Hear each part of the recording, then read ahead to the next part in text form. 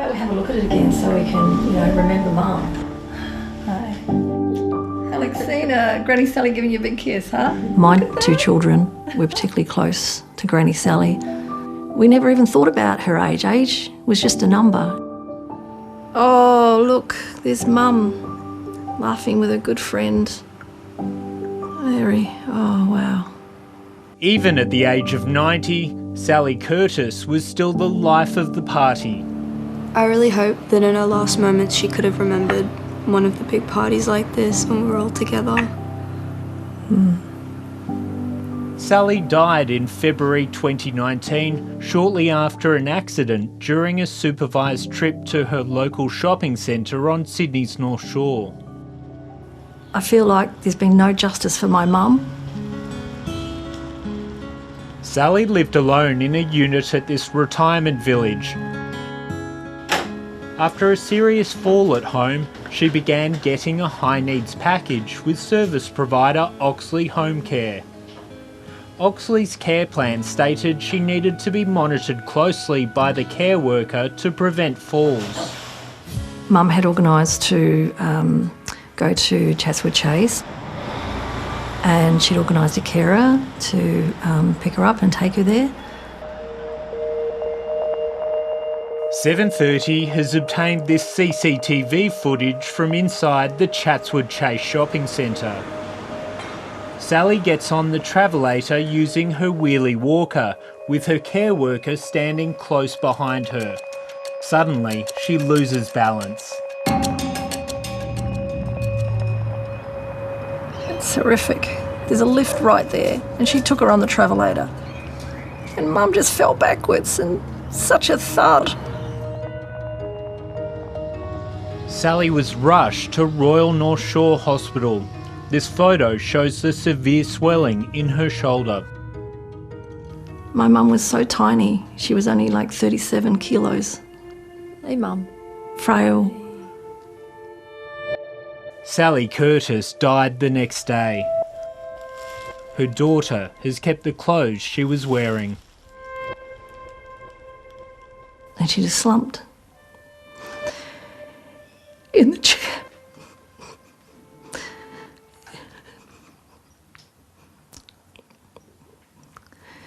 And she died in front of me.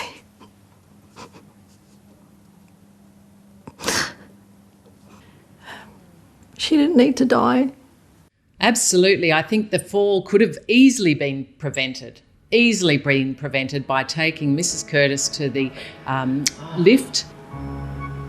Danielle Robertson has more than 3 decades experience in home care and now provides expert opinion in court cases.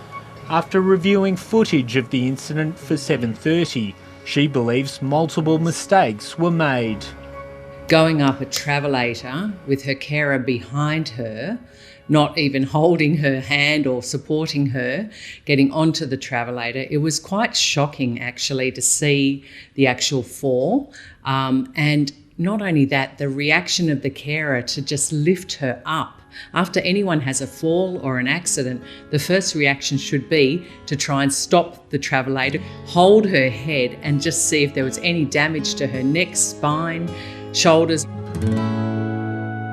On the day Sally fell, she wasn't being looked after by a carer from her service provider. Oxley Home Care outsourced the work to a labour hire agency called MacArthur.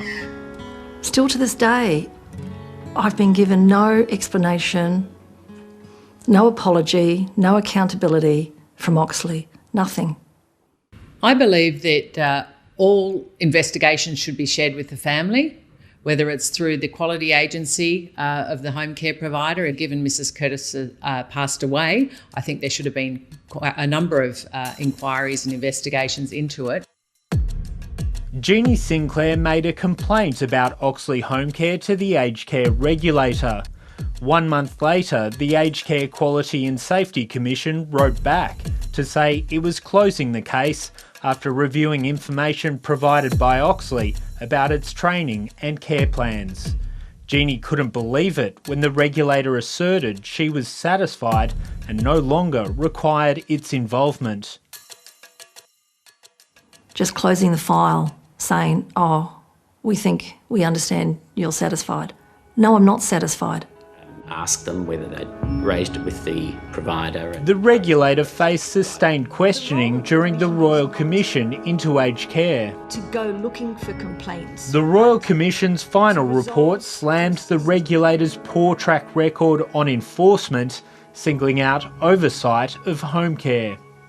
In response, the Morrison government will increase the regulator's budget by $260 million and eventually replace it with a new authority.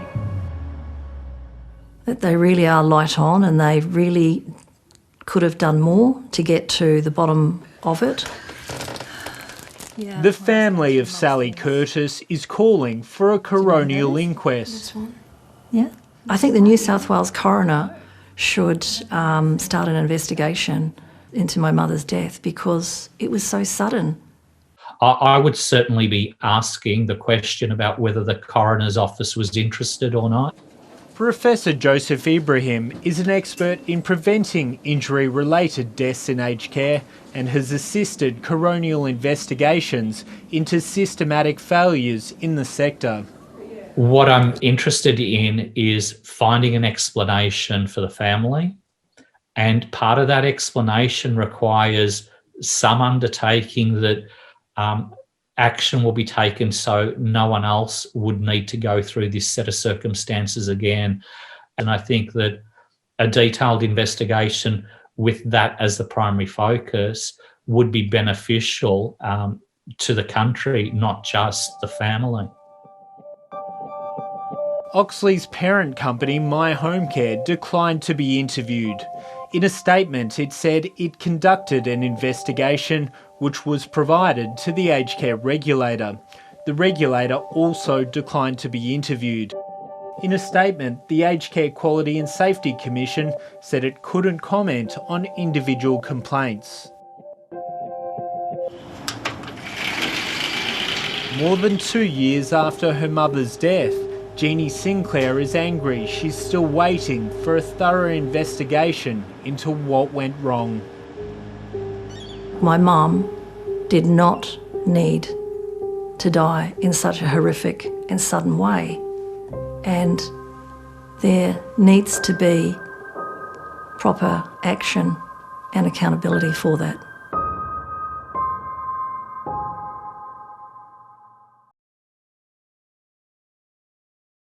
Hi, I'm Lee Sales. Thanks for watching this story. If you'd like to watch more of 730's stories, they are on the left of your screen. And tap on the button below to subscribe and get the latest from ABC News.